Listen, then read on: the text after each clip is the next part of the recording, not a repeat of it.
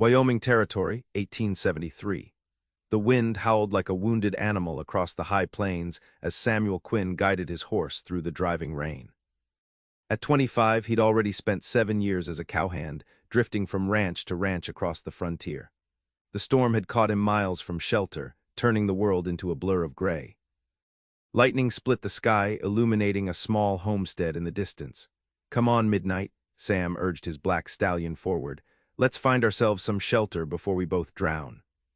Sam had learned young that attachment was dangerous in the West. His parents had died of fever when he was 14, and his older brother had been killed in a saloon brawl 3 years later. Since then, Sam had lived by one rule: rely on no one but yourself. The frontier was a place for survival, not sentiment. He'd seen too many good men die from misplaced trust or foolish loyalty. Better to keep moving, stay unattached, collect your wages, and move on before trouble found you. What he wanted was simple enough: honest work, a good horse, and enough money saved to eventually buy a small spread of his own. What he didn't want was entanglement with people who would inevitably leave him, one way or another. The West had no patience for dreamers or those who opened their hearts too freely. As Sam approached the small homestead, he noticed something amiss. The front door swung wildly in the wind, and no lantern light shone from the windows despite the darkening evening. Experience told him to ride on other people's troubles weren't his concern, but something made him dismount and approach cautiously, one hand resting on the revolver at his hip. "Hello," he called out, his voice nearly lost in the storm. "Anyone home?" The silence that answered him was broken only by the rain hammering on the roof. Sam pushed the door open wider, peering into the darkened interior. A bolt of lightning revealed a scene of disarray: overturned furniture, scattered belongings. And there, collapsed on the floor near the cold hearth, lay the crumpled form of a woman. Sam crossed the room in 3 long strides, kneeling beside her. She was young, no more than 22, with honey blonde hair spilling across the rough wooden floor. Her simple blue calico dress was soaked through, and her face was pale as milk. A small gash on her forehead had left a trail of dried blood along her temple. "Ma'am," Sam touched her shoulder gently, "can you hear me?" Her eyelids fluttered, revealing eyes the color of a summer sky. For a moment, she stared at him uncomprehendingly before fear swept across her features. She tried to scramble away, but weakness overcame her, and she collapsed again. "Please," she whispered, "don't hurt me." "I'm not here to harm you," Sam said, keeping his voice low and steady like he would with a spooked horse. "My name's Samuel Quinn. I was just seeking shelter from the storm." "What happened here?" The woman's eyes filled with tears. "They took everything," she murmured. "3 men, they came for Thomas's money. When I told them he was dead and there wasn't any, her voice broke. They tore apart the house. Said they didn't believe a mine owner wouldn't leave something valuable behind." Sam helped her to sit up, supporting her back. "You're alone here." She nodded weakly. "My husband Thomas died 6 weeks ago in a cave-in at his claim. I'm Tessa Jenkins now, Tessa Jordan before I married." She closed her eyes briefly. "They left when they couldn't find anything worth stealing. One of them pushed me and I hit my head on the hearth. I've been trying to get up for hours." The rational part of Sam's mind told him to help her to bed, make sure she wasn't badly hurt, and then leave at first light. Other people's misfortunes weren't his concern. But something in Tessa's lost expression tugged at something buried deep in his chest. "Let me help you up," he said, more gruffly than intended, "and I'll see about getting a fire started. You're half frozen." As Sam built a fire in the hearth and found dry blankets for Tessa, he told himself it was just basic human decency. He'd move on tomorrow, once the storm cleared. No sense in getting involved with a widow with troubles of her own. The West was hard enough without carrying someone else's burdens. Yet as the night deepened and the storm raged on, Sam found himself telling Tessa about his journey from Colorado, about the cattle drive he'd just finished, and his plans to head north to Montana. She listened with quiet attention, her color gradually returning as the fire warmed the little cabin. "You've seen so much of the frontier," she said softly. "Thomas and I came straight here from Pennsylvania after we married last year. He was so certain his claim would make us rich." She twisted the plain gold band on her finger. "Now I don't know what to do. I can't work the claim alone, and I have nowhere to return to back east." Sam shifted uncomfortably. "What about family?" My parents disowned me when I married Thomas. They wanted me to marry the son of a business associate. Tessa's voice grew stronger as she continued. I was supposed to be a proper Philadelphia society wife, not run off with a dreamer to the Wyoming Territory. Against his better judgment, Sam found himself saying, I could stay a few days. Help you repair some of this damage at least. Make sure those men don't return. The grateful smile that transformed Tessa's face made something twist in Sam's chest, a feeling he promptly tried to ignore. Attachment was dangerous. Caring for someone only set you up for loss. He was just being neighborly, nothing more. Once she was safe and the cabin secure, he'd move on, as he always did, but 3 days turned into a week and a week into 2. Sam repaired the door the robbers had damaged, chopped enough firewood to last through the coming winter, and hunted to fill Tessa's nearly empty larder. He told himself each day would be his last at the Jenkins homestead, yet each morning found him discovering another task that needed his attention. The truth was, he found himself drawn to the quiet strength in Tessa. Though clearly devastated by her husband's death and the attack, she worked from dawn till dusk, tending her small garden, mending clothes, and slowly restoring order to her home. Sometimes he caught her staring at her husband's photograph with tears in her eyes, but she never complained. One evening, as they sat on the porch watching the sunset paint the distant mountains in gold and crimson, Tessa broke their comfortable silence. "Why do you drift, Samuel?" she asked softly. "You're skilled with horses, good with your hands, clearly intelligent. You could have settled somewhere by now." Sam shifted uncomfortably, unused to personal questions. "The West isn't kind to those who put down roots too deeply," he said finally. "I've buried everyone I ever cared about, easier to keep moving." "And yet you've stayed here 2 weeks now," Tessa observed, her blue eyes studying him with unexpected perception. "You needed help," Sam said simply, though even to his own ears, the explanation sounded insufficient. Tessa didn't press him further, but later that night, as Sam lay on his bedroll near the hearth, he found himself unsettled by her question. He'd spent years convincing himself that attachment was weakness, that independence was the only way to survive the frontier. Yet in the past 2 weeks, he'd felt more purposeful than during all his years of drifting. The following morning, their tentative peace was shattered. Sam returned from checking his hunting traps to find 3 riders approaching the homestead. Tessa stood frozen on the porch, her face drained of color. "It's them," she whispered as Sam reached her side. "The men who robbed the house." Sam stepped in front of her protectively. "Get inside and bar the door," he ordered quietly. "I'll handle this." The leader of the 3, a hard-faced man with a scar cutting through his left eyebrow, reined in his horse and spat a stream of tobacco juice onto the dusty yard. "Well, look here, boys," he drawled. The widow's found herself a protector. His cold eyes assessed Sam. "Step aside, cowboy. We've got unfinished business with Mrs. Jenkins." Sam's hand hovered near his revolver. "Your business here is concluded," he said evenly. "I suggest you move on." The scarred man chuckled, but there was no humor in the sound. "We've had time to think since our last visit. No mine owner would leave his widow with nothing. We figure there must be a map to his claim, or maybe gold hidden somewhere in that cabin." He leaned forward in his saddle. "And we aim to find it with or without your cooperation." "There's nothing here," Sam replied, keeping his voice steady though his heart hammered in his chest. "The lady's husband died broke, chasing a dream that never paid out." "We'll see for ourselves." The man nodded to his companions, who began to dismount. Sam drew his revolver in one fluid motion. "I wouldn't," he said quietly. What happened next unfolded in a blur of violence. The leader went for his gun, and Sam fired, catching him in the shoulder. The second man got off a wild shot that splintered the porch railing next to Sam's head. Sam returned fire, dropping him with a bullet to the thigh. The third attacker, seeing his companions wounded, threw up his hands. "Don't shoot, we're leaving," he cried, helping his bleeding friends back onto their horses. "If I see any of you within 10 miles of this place again, I won't aim for limbs," Sam called after them as they retreated in a cloud of dust. Only when they disappeared from sight did Sam realize he was bleeding. A bullet had grazed his upper arm, tearing his shirt and leaving a shallow furrow in his flesh. He turned to find Tessa standing in the doorway, her face pale but composed. "You're hurt," she said, her voice steady despite the terror of moments before. "It's nothing," Sam replied, though he winced when she took his arm to examine the wound. Inside, as Tessa cleaned and bandaged his injury with gentle hands, a new tension hummed between them, an awareness that hadn't been there before. Sam had risked his life to protect her without hesitation, breaking his cardinal rule about not getting involved in others' troubles. "Why did you stay, Samuel?" Tessa asked softly, securing the bandage. "You could have ridden on weeks ago. This wasn't your fight."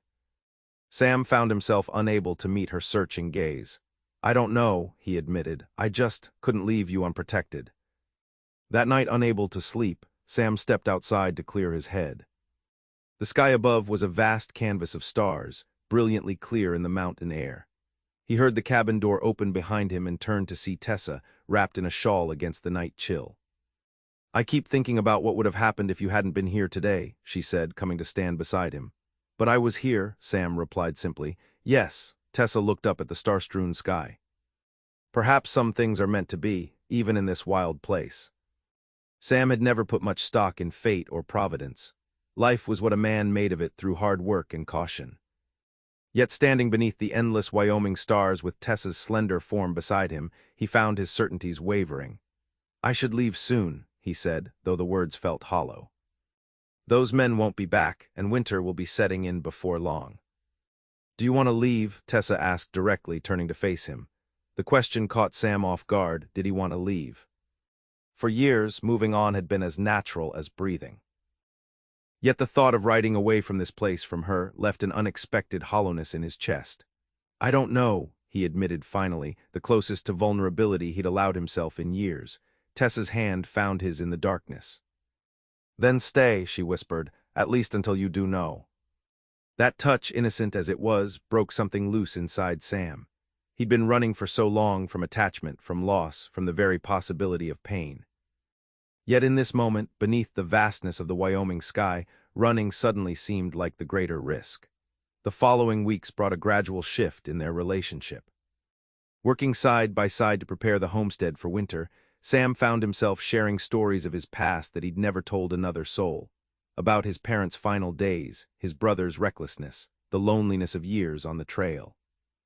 Tessa, in turn, spoke of her sheltered upbringing in Philadelphia, her rebellious marriage to Thomas against her family's wishes, and her fear and determination since his death. "I sometimes wonder if I made a terrible mistake following Thomas west," she confided one evening as they shelled peas on the porch. "My parents warned me that his dreams would lead to ruin." "Do you regret it?" Sam asked, watching how the setting sun caught golden highlights in her honey-blonde hair. Tessa considered the question thoughtfully. "I regret his death every day. I regret that his dream of striking it rich never came true." She met Sam's gaze steadily. "But I don't regret choosing my own path, however difficult. If I'd stayed in Philadelphia and married according to my parents' wishes, I might have had comfort and security, but I would never have known what it means to truly live." Her words resonated with Sam in unexpected ways. Hadn't his years of drifting been a kind of hiding? Keeping everyone at arm's length, never risking attachment, was that truly living or merely surviving? As September gave way to October, Sam made a decision. "I'd like to look at your husband's mining claim," he told Tessa over breakfast. "Maybe there's something there worth salvaging." Hope flickered in Tessa's eyes, though she tried to temper it. Thomas was so certain he'd found a rich vein, but the mining engineer in town said it was fool's gold. Still, the claim is legally mine now. The following day, they rode together to the small mine entrance cut into a hillside 3 miles from the homestead. Sam examined the rough tunnel with a critical eye, noting the hasty timbering and narrow shaft. "Your husband was working this alone?" he asked, inspecting where a recent cave-in had partially blocked the entrance. "He hired help occasionally when he had funds," Tessa explained, "but mostly it was just him following his dream." Sam spent the day clearing debris and shoring up the entrance. Something about Thomas Jenkins' persistence touched him, despite the apparent futility of the man's efforts. Here was someone who had believed in something enough to risk everything, who had put down roots and fought for them, even if it had ultimately cost him his life. Late in the afternoon, as Sam was preparing to call it a day, his pickaxe struck something different in the wall of the tunnel. Curious, he dug further, then stepped back in shock. "Tessa," he called, his voice echoing strangely. "You might want to see this." She hurried to his side, gasping as the lantern light revealed a gleaming vein of ore running through the rock face. Not the bright yellow of fool's gold, but the true color of a genuine strike. "It can't be," she whispered, reaching out to touch the rock wall with trembling fingers. The engineer said. Either that engineer didn't look properly, or he was hoping to claim this for himself once Thomas was out of the picture, Sam said grimly. "This is real, Tessa. Your husband wasn't chasing a dream after all." He found exactly what he was looking for. Tears filled Tessa's eyes as the implications sank in. "He died just before he would have known he succeeded," she said softly. "He never got to see his dream come true." That night, as they returned to the homestead, both were quiet with their thoughts. The discovery changed everything. With a proven gold claim, Tessa would have the means to secure her future. She could hire experienced miners, perhaps even sell the claim to a mining company for a substantial sum. She could return east in comfort if she wished, or establish herself properly in one of the growing frontier towns. And Sam would have no reason to stay. His justification for remaining had been Tessa's need for protection and assistance. With financial security now assured, that reason vanished like morning mist under the sun. The realization left him hollow, though he tried to hide it as they discussed practical next steps over supper. They would need to register the discovery officially, find trustworthy help to begin proper mining operations, and secure the site against claim jumpers who would surely come once news spread. "I know a few honest men from my cattle drive days," Sam offered. "I could send telegrams, see if any are looking for work." "That would be wonderful," Tessa said, but her smile didn't quite reach her eyes. A strange tension had sprung up between them, as if both recognized that their time together now had a definite end.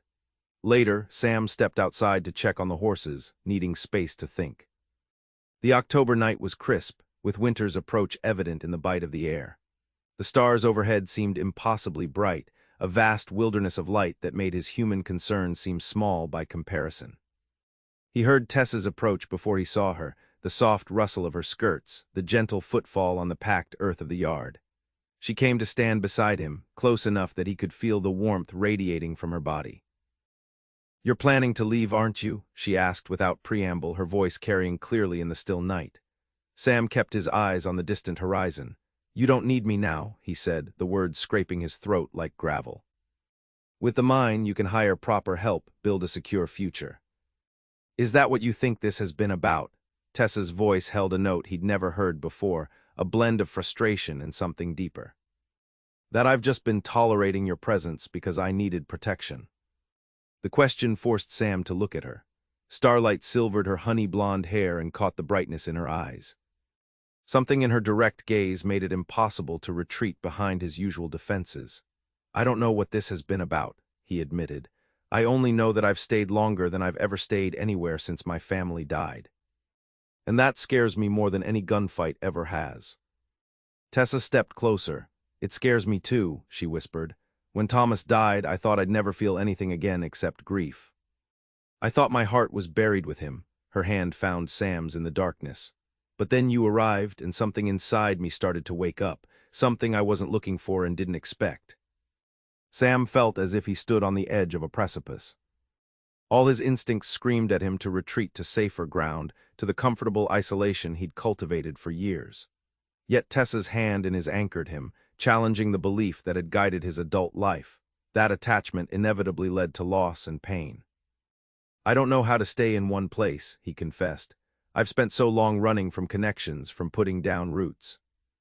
"I know," Tessa said simply, "but perhaps it's time to stop running." Under the vast canopy of stars, Sam made a choice that terrified him more than any frontier danger he'd ever faced. He leaned down and brushed his lips against Tessa's, a gentle question, an opening of a door he'd kept firmly shut for years.